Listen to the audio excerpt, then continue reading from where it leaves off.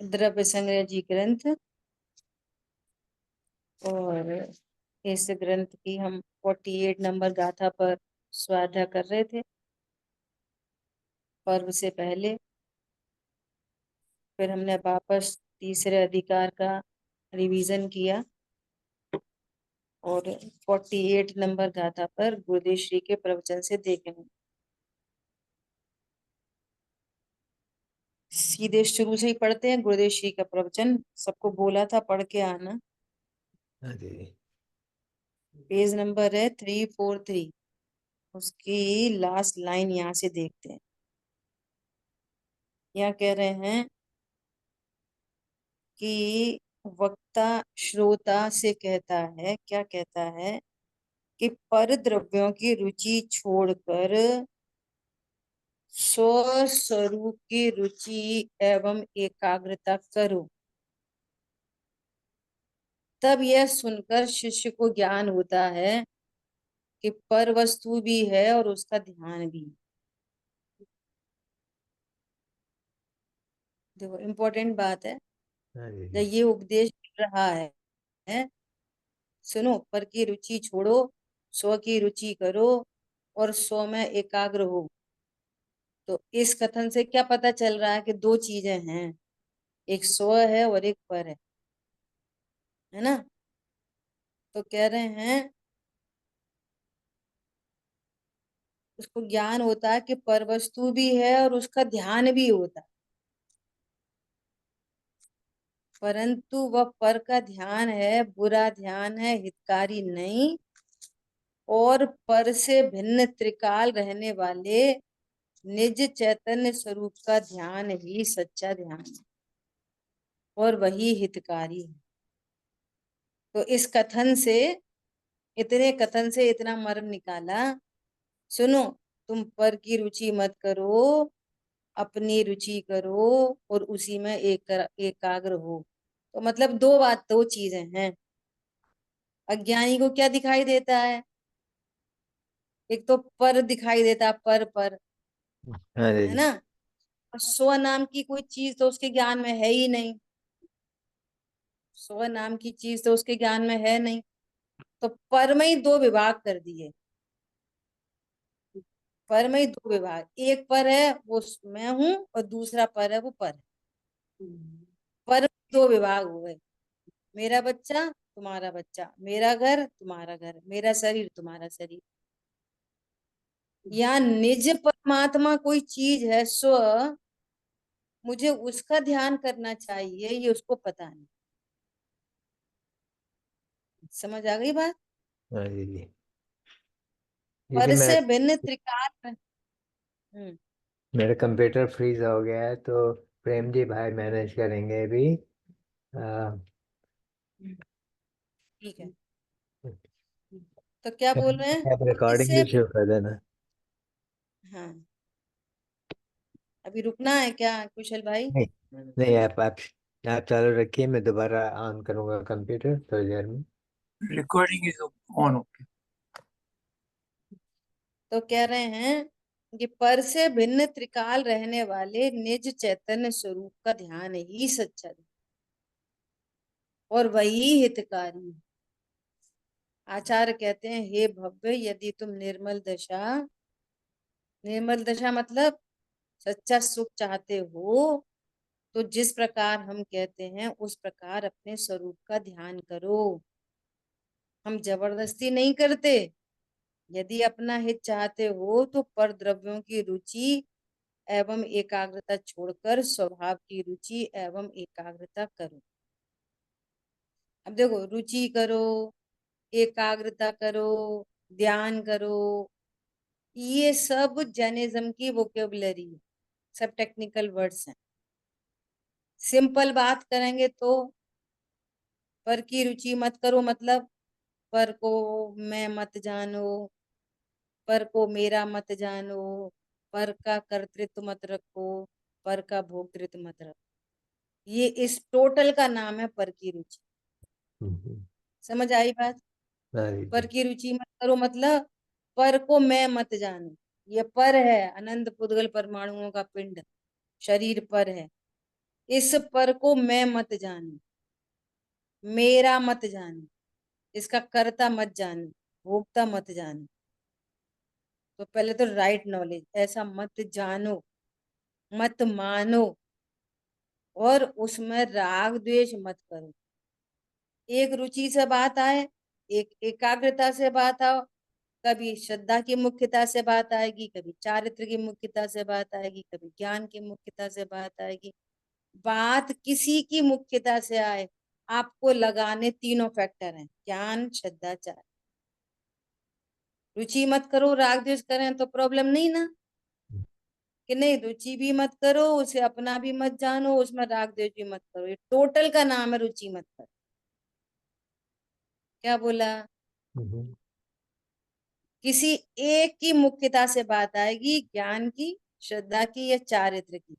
किसी की भी मुख्यता से बात आए, लगाने हमको तीनों हैं, तीनों फैक्टर से समझना है, ठीक है। हम्म, स्वभाव की रुचि एवं एकाग्रता करो, मतलब अपने स्वभाव को जानो, उसी को मानो, उसी का आनंद करो। ये तीनों काम इधर हो गए, ठीक है। हम्म, चैतन्य स्वरूप गायक भगवान आत्मा की एकाग्रता से, अब अकेले एकाग्रता से बात आ गई चारित्र की पर्याय की तरफ से, और समझना क्या है, चैतन्य स्वरूपी भगवान आत्मा में हूं ऐसे ज्ञान से, चैतन्य स्वरूपी भगवान आत्मा में हूं ऐसे विश्वास से, और ऐसे ज्ञान विश्वास पूर्वक चैतन्य स्वरूपी भगवान आत्मा में एकाग्रता होती है। तो एकाग्रता, एकाग्रता से निर्मल पर्याय प्रकट हो जाती है। हरी बात ख्याल में, तीनों पर्याय, इसलिए नाना प्रकार के ध्यान ऐसा कहा है। यहाँ ध्यान अर्थात चारित्र की बात चल रही है। अब देखो फिर से, पिछली गाथा में खुद से आचार्य देव कह रहे हैं, गुरुदेव जी के प्रवचन में भी आया कि जो ध्यान है वो ज्ञान की पर्याय। अब यहाँ पर क्या कह रहे हैं, ध्यान मतलब चारित्र की पर्याय। तो इसमें कोई विरोध नहीं है। जिस समय ज्ञान स्वभाव को जानकर ज्ञान में ही निरंतरता हुई स्वभाव की, तो चारित्र की प्रणति भी सेम टाइम पे थिर होगी। चार की तरफ से ध्यान की बात कर दी। जैसे कहते हैं ना अपन, शुद्धोपयोग, शुभोपयोग, अशुभोपयोग। तो अशुभ, शुभ और शुद्ध तो चारित्र की प्रणति के नाम है। अब ज्ञान में जिसका लक्ष्य है, तो ज्ञान का ही नाम रख दिया, और खूब प्रसिद्ध है, अशुभ उपयोग, शुभ उपयोग, शुद्ध उपयोग। तो ऐसे पराश्रित कथन बहुत चलते रहेंगे। तो हमको बहुत समझ के ना मिसगाइड होना है, ना उसमें कोई विरोध समझना है। जैसा वस्तु स्वरूप है वैसा ही समझना, ठीक है।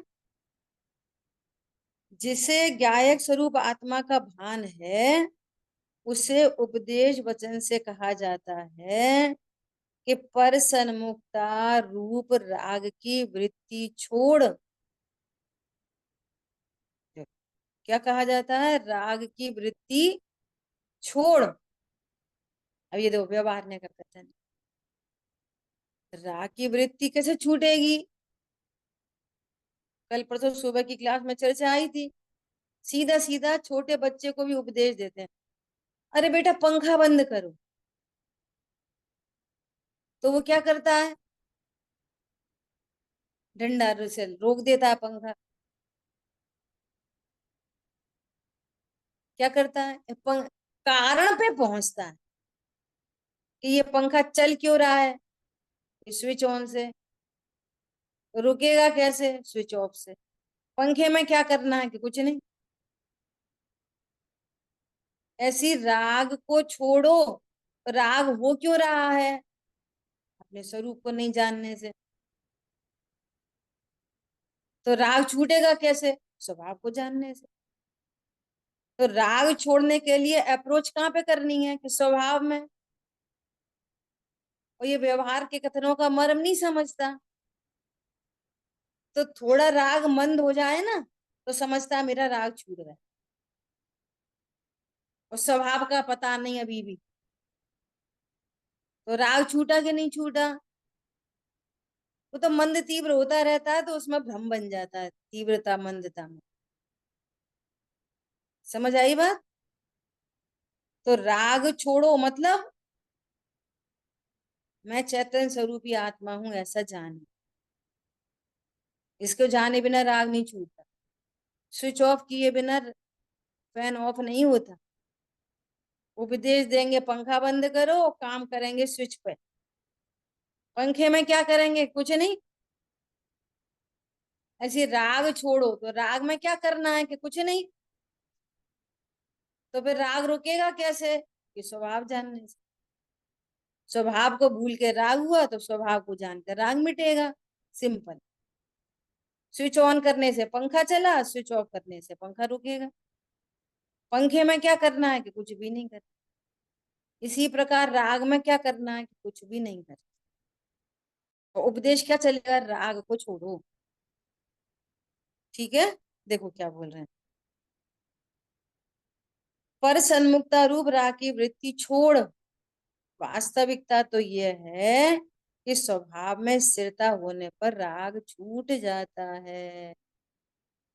अब क्या बोले? स्वभाव में स्थिर होने पर। और यहाँ पे लगाना क्या है? स्वभाव का ज्ञान, स्वभाव का विश्वास और स्वभाव में स्थिरता। तीनों चीजें लगेंगी। स्वभाव में स्थिर कैसे होंगे? बिना ज्ञान के। बिना विश्वास के स्थिर कैसे होंगे स्वभाव में? तो स्थिरता से बात कर दी। लगेंगे तीनों फैक्टर: स्वभाव का ज्ञान, स्वभाव का विश्वास और स्वभाव की स्थिरता। और स्वभाव में स्थिरता हुई तो राग उत्पन्न नहीं होगा। ठीक है। ऐसे जिनवाणी में जगह जगह जगह जगह पराश्रित कथन मिलेंगे। जिनवाणी में जगह जगह जगह जगह भेद के कथन मिलेंगे। और पहुंचना है अभी तक। ठीक है। पांच इंद्रियों के विषय वास्तव में तो गेय हैं, परंतु वे विषय राग के निमित्त हैं। देखो, पांच इंद्रियां हैं, नो प्रॉब्लम। पांच इंद्रिय के विषय भी हैं, नो प्रॉब्लम। है ना? तो यदि तुम पांच इंद्रिय और उनके विषयों का लक्ष्य करोगे, पर का लक्ष्य करोगे, अज्ञानी है तो पर रूप अपने को मानेगा, पर से लाभ मानेगा, पर से हानि मानेगा, तो नियम से राग द्वेष होंगे। और सम्यक ज्ञानी है तो वो पर को अपना नहीं जानता, पर से लाभ नहीं जानता, पर से हानि नहीं जानता, स्टिल पर लक्ष्य होने पर राग ही उत्पन्न होता है। सम्यक दृष्टि जीवों को भी जितना पर लक्ष्य होता है तो उतना राग ही होता है उस समय। ऐसा। ठीक है। तभी क्या बोल रहे हैं? पांच इंद्रिय के विषय वास्तव में तो गेय हैं, परंतु वे विषय राग के निमित्त हैं। अब देखो, वे विषय राग नहीं कराते। पंचेंद्रियों पंचेंद्रिय के विषय राग उत्पन्न नहीं कराते। तुम में राग की योग्यता है तो वे निमित्त है। समझ आई बात? निचली भूमिका में, पहले गुण स्थान में, तत्व निर्णय की भूमिका में, चौथे वाले को भी पांचवे वाले को भी जब जब पर लक्ष्य होता है, इंद्रिय के विषयों का लक्ष्य होता है, तो राग उत्पन्न होता है ना? इसलिए परद्रव्य के प्रति राग द्वेष मोह मत करो, ऐसा कहा। वास्तव में तो स्वभाव की दृष्टि करते ही मोह का नाश होता है और स्थिरता करते ही राग द्वेष का अभाव होता है। उपदेश कहां से देंगे? पर से राग मत करो। स्वभाव को जानो तो पर से राग नहीं होएगा, उतना राग मिटेगा। स्वभाव का स्थिरता करोगे, वितरागता प्रकट होगी, तो उतने उतने राग द्वेष नहीं होंगे। विधि अंदर से है, कथन बाहर से। ठीक है। पांच इंद्रिय, इंद्रिय के विषय व पुण्य पाप की बात तो उनकी रुचि छोड़कर स्वस्वरूप की रुचि कराने के लिए बताई है। क्या कहा है? उनकी रुचि छोड़ो। काय के लिए? स्वभाव की रुचि करो। अर्थात उनका लक्ष्य छोड़कर अपने स्वरूप को जानो, विश्वास करो और आनंद करो। तो ये पर मेरा है ऐसी अज्ञानता मिटेगी, मैं इसका करता हूँ ऐसी अज्ञानता मिटेगी, भोगता हूँ ऐसी अज्ञानता मिटेगी, अपना विश्वास होगा, अपना आनंद होगा, तो राग द्वेष मिट जाए। ठीक है, ये पूरी विधि है ऐसा। देखो बहुत इंपॉर्टेंट बात कही है। क्या बात कही है? कि वास्तव में न पांच इंद्रिय को छुड़ाना, न विषयों को छुड़ाना, क्या करना है? स्वभाव को की तरफ लेके जाना है। तू अपने स्वरूप को तो जान एक बार। तू पांच इंद्रियों को सुख का कारण समझ रहा है, पांच इंद्रियों से विषय के विषयों से आनंद आता है ऐसा समझ रहा है, और आनंद तो उस समय भी अपना ही है। इंद्रिय के विषयों का भोग जैसा लग रहा है ना, उस समय भी आनंद तो अपना ही है। न इंद्रियों में से आनंद आया और न भोगों में से आया। यहाँ तुम्हारी एक सत्ता है, उसको बताने के लिए उधर की नास्ती की। क्या बोला? आइसक्रीम खाने के राग के काल में, आइसक्रीम जिह्वा इंद्रिय पर रखी होने के काल में जो ज्ञान हो रहा है वो भी मेरी पर्याय है। वो ज्ञान भी आइसक्रीम में से नहीं आया, न जिह्वा इंद्रिय में से आया। और जो अच्छा अच्छा लग रहा है वो भी न इंद्रिय में से आया न विषयों में से आया। क्यों? दोनों के बीच में तो वज्र की दीवार है। उसमें से ज्ञान और सुख आएगा कैसे? ज्ञान और सुखमयी तो मैं हूं। सुख ज्ञान की पर्याय भी मेरी, बाहर में वो निमित्त। और चारित्र की विकारी पर्याय भी मेरी, और बाहर में वो निमित्त। तो पर में से तो न ज्ञान आ रहा है न सुख आ रहा है, और न दुख आ रहा है। क्या बोला? पर में से न ज्ञान आ रहा, न सुख आता है न दुख आता। क्योंकि ज्ञान और सुख प्रकट होने वाली वस्तु तो मैं ही हूं। और ये अनादि से ये समझ रहा है पर से ही मुझे ज्ञान होता है, पर से ही मुझे सुख, और पर से ही मुझे दुख होता है। और ज्ञान भी नहीं होता ना, जितना ज्ञान नहीं होता तो वो आंख आंख बंद की इसलिए नहीं हुआ, अंधेरा है इसलिए नहीं हुआ, गुरु से सीखा नहीं इसलिए नहीं हुआ। समझ आ गई बात? एक किसी का एक अभी एक ऐसा, अभी भी क्लास से पहले एक छोटी सी शॉर्ट क्लिप देखी। इतने दिनों से स्वाध्याय कर रहे हैं तो भी देवशाह गुरु का स्वरूप क्यों नहीं स्पष्ट हुआ? तो ये वहां पे ये उपदेश नहीं दिया उन्होंने कि तुम ढंग से सुनते नहीं, समझते नहीं, ऐसा नहीं बोले। सीधे सीधे क्या बोला? तुम्हारी योग्यता ही नहीं। सीधे योग्यता से आंसर, तुम्हारी योग्यता ही खोटी है। क्या बोला? इतनी स्वाध्याय सुनते हैं, देवशाह रूप के स्वरूप का स्पष्टता क्यों नहीं आई? तेरी योग्यता ही इतनी है, तेरी योग्यता खोटी है, इसलिए तुझे देवशाह रूप का स्वरूप नहीं पता अभी भी। मैं तो बहुत बार बोलती हूँ, बार बार बार बार, देवशाह गुरु को चार अनुयोग से लिखो बैठ के। जब आप लिखोगे ना तब पकड़ में आएगी कि हम क्या समझ पा रहे हैं। हरी बात ख्याल में? हम्म।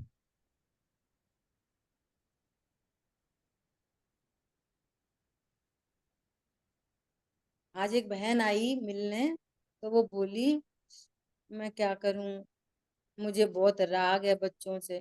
स्वरूप तो मुझे समझ में आ गया, मोह तो नहीं है, पर राग है बच्चों से। ये भी पढ़े सुने, ये भी सीखे, ये भी पढ़े सुने। हम बच्चों को हम संभाल लेंगे, ये भी स्वाध्याय करे। तो काय के खाते में डाल रहे? राग है, ये मोह नहीं है। बहुत बड़ा मोह है। मेरे बच्चे हैं, ये मेरे बच्चे भी पढ़े लिखे हैं, ये मोह नहीं है, राग है। समझ में आ रही है बात? अच्छा, तुमको क्या फायदा? ये बच्चे पढ़ लिख लेंगे, तुमको क्या फायदा? अरे इनका ही विचारों का भला हुए। भैया इनका भला तो बाद में हो, तुम अपना भला करो पहले। क्या समझ में आई? अभी भी पता कैसा लगता है? पति समझ जाएगा तो हमारा फायदा, बच्चे समझ जाएंगे तो हमारा फायदा। मालूम है क्यों फायदा? जब ये समझ जाएंगे ना तो ज्यादा उल्टा सीधा नहीं खाएंगे। ये समझ जाएंगे ना तो ज्यादा कसाय नहीं करेंगे। तो ये कसाय नहीं करेंगे तो फिर हमें भी नहीं होएगी। तो हमारा स्विच किनके पास है? उनके पास। तो उनका बंद होएगा तो हमारा बंद हो जाएगा। ये भी पढ़े, ये भी पढ़े, ये भी सीखे। ये क्यों भैया, तुम्हें इतनी चिंता क्यों है? हमें राग है उनसे। किन से? बच्चों से। तो तुम कौन हो? कौन हो तुम? कितने बच्चे होते तुम्हारे?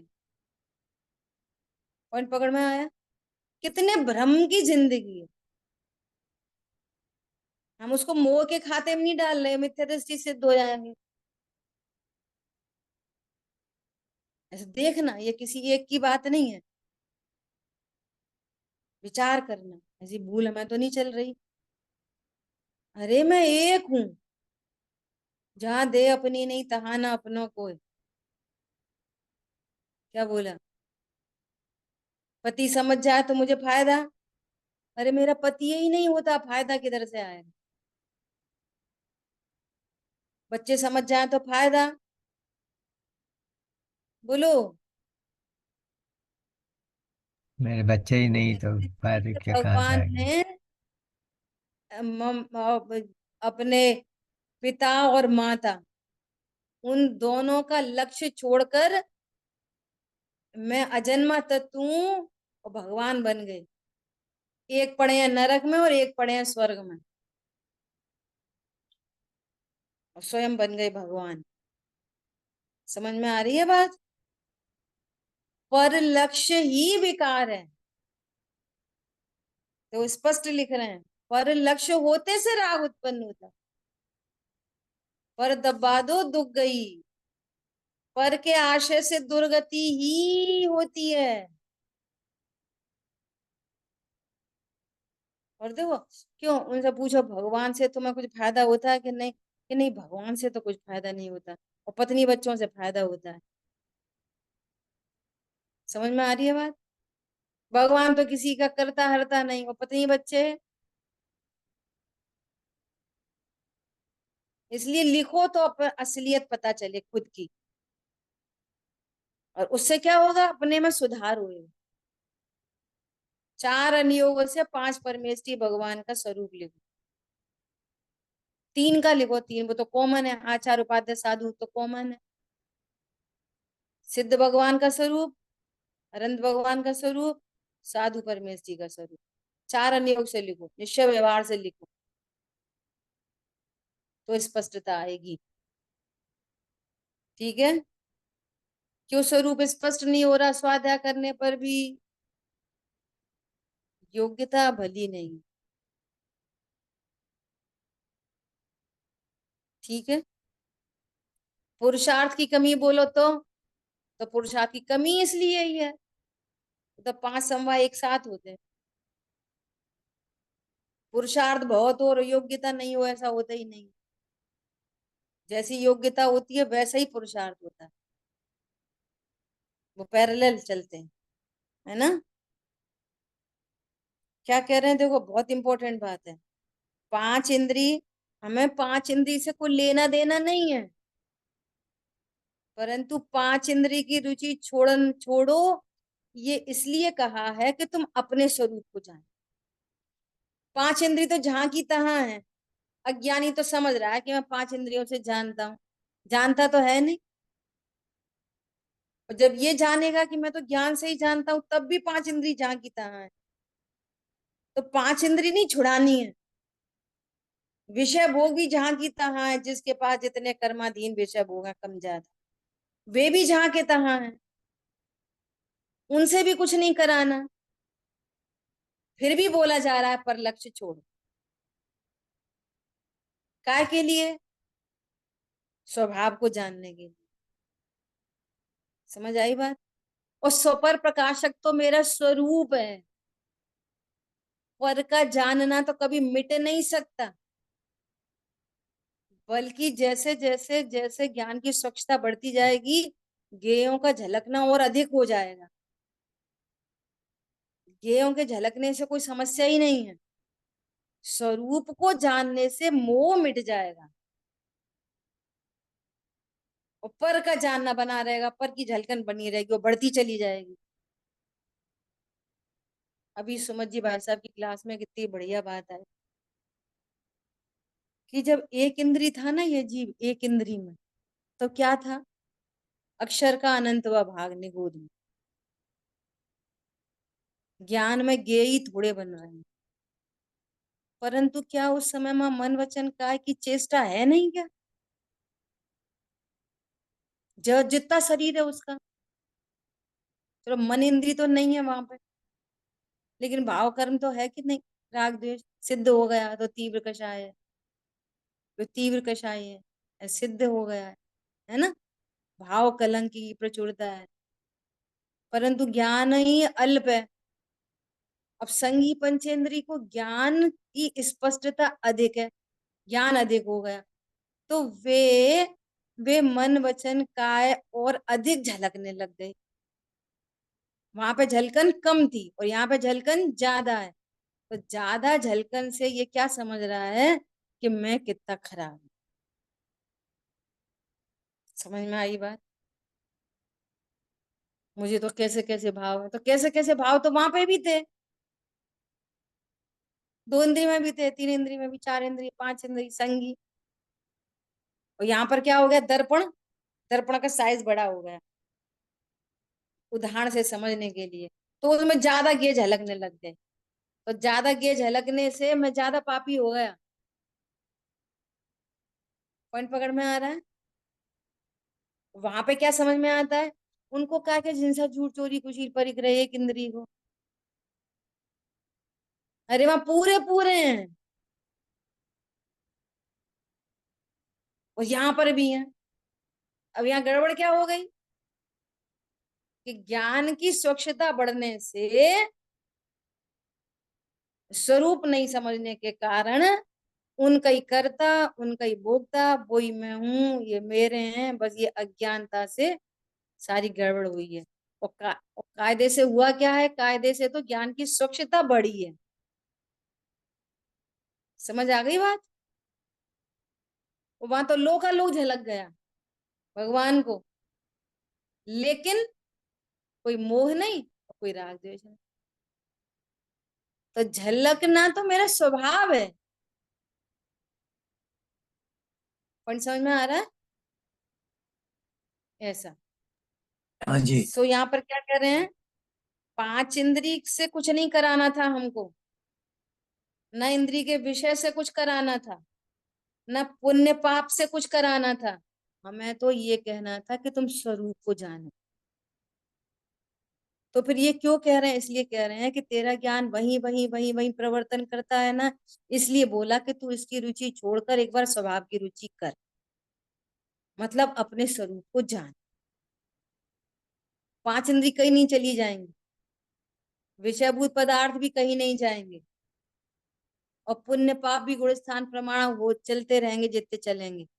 स्वरूप की सच्ची समझ से मोह मिटता जाएगा, राग मिटता जाएगा। एक क्षण ऐसा आएगा कि पूरा राग मिट जाए और झलकन जबरदस्त हो जाएगी, पूरा लोक लोक झलक जाए। फिर तो पता नहीं क्या क्या झलकेगा। और अभी तो हम मुख्य गौड़ कर सकते हैं, वहां पे तो मुख्य गौड़ की भी व्यवस्था नहीं है केवल ज्ञान में। वो ये नहीं कर सकते कि हमें ये नहीं जानना और हम ये जानेंगे, सबको ही जानना पड़ेगा। लेकिन कोई राग द्वेष ही नहीं बचा। तो जब भी पर से हटाने की बात हो, तो उसका अर्थ क्या समझना? स्वभाव को जानना। पर से हटाना उद्देश्य नहीं है, उद्देश्य क्या है? स्वरूप को जानना। ठीक है? ऐसा त्रिकाली स्वभाव मोह राग द्वेष रहित है, ऐसा निश्चय करके उसमें एकाग्र होने पर राग द्वेष की उत्पत्ति नहीं होती, हमारे यहाँ किसी का नाश किया ही नहीं जाता। जो उत्पन्न नहीं होता उसको कहते हैं कि राग द्वेष का नाश किया। और जो उत्पन्न हो जाएगा उसका नाश कैसे करोगे? हो ही गया ना वो तो। और जब नाश करने जाओगे तब तक वो खुद ही नाश हो जाएगा,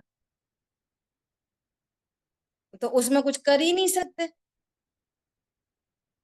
राग द्वेष में क्या करना है? कुछ नहीं करना, कुछ कर सकते ही नहीं है ऐसा। इसलिए राग द्वेष छोड़ो ऐसा उपदेश दिया है, ये उपदेश मात्र है। वस्तु स्वरूप क्या है कि चैतन्य ध्रुव स्वभाव में एक समय का भी संसार नहीं है। यदि उसमें एक समय का भी संसार हो तो संसार कभी छूट नहीं सकता। तो स्वभाव की दृष्टि होने पर राग द्वेष उत्पन्न नहीं होते। उसका अर्थ है सब राग द्वेष को छोड़ो। जैसे कहते हैं पंखा बंद करो, ऐसा। ठीक है। भव्य जीव प्रथम ही यह निर्णय करता है। कौन करता है? भव्य जीव। क्या निर्णय करता है? कि परम आत्मा अर्थात निशुद्धात्मा समस्त मोह राग द्वेष रहित है। मैं समस्त राग द्वेष रहित हूं। पर्याय बुद्धि दृष्टि छोड़े बिना स्वभाव बुद्धि नहीं होती, और स्वभाव बुद्धि हुए बिना ध्यान या चारित्र नहीं होता। Vice versa. वास्तव में ये दोनों विधि से बात करेंगे ना, तो अपन ने बोला ना, ग्रहण पूर्वक त्याग, त्याग पूर्वक ग्रहण। पर की रुचि का पहले त्याग, और स्वभाव में वो बुद्धि लगे, निर्णय करने में लगे, तो ऐसे बोल देंगे त्याग पूर्वक ग्रहण। और जब स्वभाव का ग्रहण होगा तब वास्तव में अज्ञान मूढ़ द्वेष मिट जाएंगे, तो क्या बोलेंगे? ग्रहण पूर्वक त्याग। तो ऐसे ये चरणानियों की शैली में त्याग पूर्वक ग्रहण, ग्रहण पूर्वक त्याग, ये सब चलता रहेगा। मूलभूत बात क्या है? एक स्वभाव का ज्ञान। ठीक है। शरीर कर्म आदि पर है ही। राग द्वेष भी आत्मा का स्वभाव नहीं। क्या बोल रहे हैं? शरीर कर्म तो परद्रव्य है ही, ये तो स्पष्ट भिन्न पर पदार्थ है, उनसे तो अत्यंत अभाव। लेकिन राग द्वेष भी आत्मा का स्वभाव नहीं। राग द्वेष आत्मा की ही पर्याय होने पर भी राग द्वेष मेरा त्रिकाल स्वभाव नहीं। मेरे में देखो, आगम के अंदर उद्गल आदि द्रव्यों में और मेरे में अत्यंत भाव कहते, जीव में और बाकी 5 द्रव्यों में अत्यंत भाव कहते, और अध्यात्म में जीव तत्व और आशा बंध संवर निद्रा मोक्ष से अत्यंत भाव। क्या बोला? अध्यात्म के अंदर जीव तत्व और आशा बंध संवर निद्रा मोक्ष तत्व में अत्यंत भाव कहते। समझ में आ रही है बात? और अध्यात्म भाषा में इस अत्यंत भाव का नाम है अतद भाव।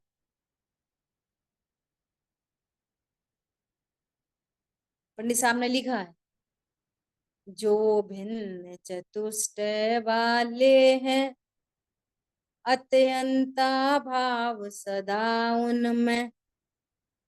जो जिनका चतुष्ट ही भिन्न है, द्रव्य क्षेत्र काल भाव जिनके भिन्न भिन्न है, उनमें तो अत्यंत भाव है ही, परंतु गुण पर्याय में अन्यत्व अरे प्रदेश भेद नहीं है जिनमें। दूसरे द्रव्यों से में तो प्रदेश ही भेद है, उनके प्रदेश न्यारे, हमारे प्रदेश न्यारे। ये शरीर के प्रदेश न्यारे और जीव के प्रदेश न्यारे। और एक क्षेत्रावकाश संबंध जो कहा जाता है वो आकाश के प्रदेशों के सापेक्ष कहा जाता है। उन्हीं आकाश के प्रदेशों में जीव, उन्हीं आकाश के प्रदेशों में अजीब, उद्गल, तो एक क्षेत्रावकाश संबंध कहा जाता है। फिर भी जीव अपने स्वद्रव्य क्षेत्र काल भाव में और पुद्गल अपने स्वद्रव्य क्षेत्र काल भाव में, परंतु जीव में ही रहने वाले गुण पर्याय जिनके प्रदेश भेद नहीं है, जिनमें एक ही असंख्यात प्रदेशों में जीव, असंख्यात प्रदेशों में गुण और असंख्यात प्रदेशों में त्रिकालवर्ती पर्याय, जब जो पर्याय उत्पन्न होगी, अशुद्ध पर्याय असंख्यात प्रदेशों में, शुद्ध पर्याय असंख्यात प्रदेशों, समझ में आ रही है? गुण पर्याय में अन्यत्व अरे प्रदेश भेद नहीं है, जिनमें जिनमें प्रदेश भेद नहीं होता उनमें भी क्या होता है? अन्यत्व। अन्य अन्य अन्य अन्य नहीं होते तो एक का नाम द्रव्य, एक का नाम गुण, एक का नाम पर्याय क्यों होता? एक का नाम ज्ञान गुण, एक का नाम श्रद्धा गुण, एक का नाम चारित्र गुण क्यों होता? अलग अलग है तभी तो अलग अलग नाम है। जो श्रद्धा गुण है वो ज्ञान गुण नहीं, जो ज्ञान गुण है वो चारित्र गुण नहीं, जो ज्ञान की पर्याय है वो श्रद्धा की पर्याय नहीं, श्रद्धा की पर्याय वो चार की पर्याय नहीं। सब अन्य अन्य हो गए कि नहीं हो गए? जिनमें प्रदेश भेद नहीं। इसलिए ये राग आदि क्या है? मेरा स्वभाव नहीं है। प्रदेश भेद नहीं होने पर भी इनका स्वभाव न्यारा, मेरा स्वभाव न्यारा, और ये राग आदि कभी भी मेरे स्वभाव में, जिनमें प्रदेश भेद नहीं है उनमें भी वे राग आदि भी मेरे स्वभाव में प्रवेश नहीं कर पाते। स्टिल स्वभाव में प्रवेश नहीं कर पाते और प्रदेश भिन्नता नहीं। आई बात समझ में? एक ही हाँ घर में जी। सब रह रहे, एक ही घर के अंदर सब रह रहे, है ना? तो सबका स्वभाव न्यारा न्यारा, ऐसा। ठीक है, संसार रूप उदय भाव भी का भी आत्मा में अभाव है। संसार तो एक समय की पर्याय में है, त्रिकाली स्वभाव में नहीं। इतनी गुरुदेव श्री कहते इतनी बात सुन के तो मुर्दा जिंदा हो जाए। अब हम इतना सुन चुके, इतना सुन चुके कि हाँ हाँ सही बात है, त्रिकाली स्वभाव में राग द्वेष नहीं। वे कह रहे हैं कि इतनी बात सुने तो मुर्दा खड़ा हो जाए। मुर्दा भी खड़ा होता है? अरे जो ज्ञान शरीर को अपना जानता है, राग आदि विकारी भाव को अपना जानता है, वो मुर्दा है। वो ज्ञान खड़ा हो गया। अरे मैं तो अपने को राग द्वेष का करता जान रहा था, मैं तो राग द्वेष से अपने को खराब जान रहा था, मेरे में प्रवेश नहीं उनका। अरे वाह, मजा आ गया। इसका नाम है मुर्दा खड़ा हो गया। हरी बात ख्याल में? ऐसा त्रिकालीय स्वभाव के आश्रय से उदय भाव का अभाव होता है। राग मिटाना है, राग मिटाना है, राग मिटाना है, मिटाना ही नहीं है। ये राग का राग होने लगा, राग से द्वेष होने लग गया, नए राग द्वेष उत्पन्न हो गए, ग्रहित मिथ्यात हो गया। ये राग मिटाना है, ये तुमने यहाँ सीख लिया नया, तो ये ग्रहित मिथ्यात हो गया राग मिटाना। समझ में आ रही बात?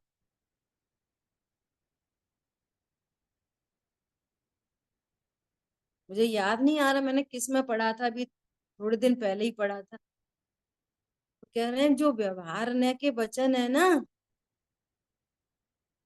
व्यवहार न के जो वचन है ना, यदि स्वरूप नहीं समझा जाए तो वैसी ही तो अज्ञानता होती है। यदि स्वरूप नहीं समझा हुए, व्यवहार न कहता है कि तुम संगी पंचेंद्रिय हो, तो ये व्यवहार न कब बनेगा? तब बनेगा जब तुम अपने को अतीन्द्रिय जानो और पंचेंद्रिय बोलो। ये तो पंचेंद्रिय बोलता भी है और मानता भी है, तो ये नए नहीं है, ये अज्ञानता है, मिथ्यात्व। और बोलता है मैं ध्रुव, त्रिकाली ध्रुव हूं, बोलता है और मानता नहीं है। ये मोह है। समझ में आ रही बात? जैसा तो व्यवहार न है वैसा, वैसे ही वचन तो अज्ञानता के होते हैं। इसलिए पंचाध्यायी कार ने व्यवहार न को असद्भुत व्यवहार ने को व्यवहार ही स्वीकार नहीं किया। उन्होंने कहा ये तो मिथ्यात्व है। सद्भूत से शुरू किया उन्होंने व्यवहार ने, और उसको बोला है असद्भुत। जो सद्भुत व्यवहार है ना, एक देश शुद्ध पर्याय और पूर्ण शुद्ध, वो राग द्वेष, वहां से उन्होंने व्यवहार चालू किया। ये है असद्भुत व्यवहार। जो अध्यात्म के 8 नय में जहां से सद्भूत की चर्चा शुरू हुई है व्यवहार ने की, उन्होंने सद्भूत की चर्चा को असद्भुत कहा है। क्यों? राग आदि मेरे में है ही नहीं, इसलिए असद्भुत है। और ये वाला निश्चय व्यवहार कहता है कि मेरी पर्याय में होने से सद्भुत है। पॉइंट पकड़ में आ रहा है किसी को? उन्होंने तो असद्भुत व्यवहार ने को व्यवहार ने ही नहीं कहा। कह रहे हैं जो इसको व्यवहार ने कहता है वो मिथ्या दृष्टि। क्लियर लिखा है वहां पंचाध्याय में, जो इसको व्यवहार ने कहता है वो मिथ्या दृष्टि। विचार करना बहुत गंभीर बात। वहां तो दीदी परम अध्यात्म से देखे तो वो निर्मल पर्याय भी भिन्न है। वो बात वे भी उसमें आ गई। असद्भूत में जा रहे हैं। हाँ। वो भी असद्भूत में जा रहे हैं। असद्भूत, मेरी मैं और मेरा स्वरूप, मैं त्रिकाली ध्रुव और मेरा स्वरूप ध्रुव ध्रुव रहता है। अब इससे बाहर जो कुछ है वो असद्भूत है। परिणाम मात्र। इससे बाहर राग आदि विभाव भाव है, वो इससे बाहर होने से वे मेरे से असद्भूत है। और शुद्ध पर्याय भी मेरे से बाहर होने से असद्भुत। तो उनको रखा उन्होंने व्यवहार ने। समझ आई बात? ऐसा है कि ज्ञानियों के मत है। तो क्या बोल रहे हैं? आत्मा ज्ञान स्वभाव ही है, उसकी श्रद्धा ज्ञान रमणता रूप आत्म भावना से परमानंद उत्पन्न होता है। और मोह राग द्वेष के विकल्प, मोह राग द्वेष से विकल्प उत्पन्न नहीं होते। से के लगाना। और मोह राग द्वेष के विकल्प उत्पन्न नहीं होते। जिस स्वभाव के श्रद्धा ज्ञान आचरण से नवीन परमानंद रूप सुख रूप दशा उत्पन्न हुई, यहाँ उस सुखामृत लक्षण रूप स्वभाव में स्थिर होने को कहते हैं। देखो लास्ट लाइन को ध्यान रखना। लास्ट लाइन में क्या कह रहे हैं? यहाँ उस सुखामृत लक्षण रूप स्वभाव में स्थिर होने को कहते हैं। तो सुखामृत किसका लक्षण है? जीव का लक्षण है सुख। सुख इस थोड़ी सी कल चर्चा अपन लक्षण लक्ष्य की करेंगे। ठीक है। जिन वाणी के ज्ञान से सूझे लोकालोक, सो वाणी मस्तक नमो सदा दे तुम। बोलिए द्वाशांगमयी जिनवाणी माता। जय हो। जय हो। जय जिनेन्द्र। जय चिन्नेन्द्र बत्ताने सादर जय चिन्नेन्द्र। जय श्री जय चिन्नेन्द्र।